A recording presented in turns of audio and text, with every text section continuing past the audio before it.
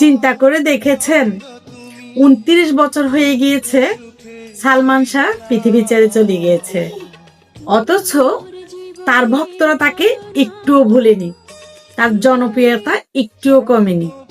তার জন্য 29 বছর পরেও আন্দোলন করে তার ভক্তরা।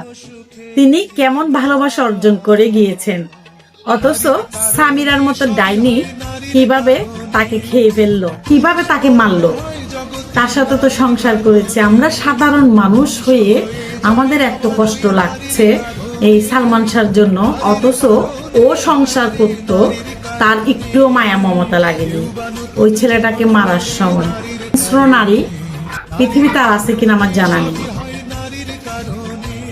নারী যেমনি মায়াবতী তেমনি নারী অনেক ভয়ঙ্কর। আমরা অত কিছু চাই না, আমরা চাই সামিরার ফাঁসি হোক।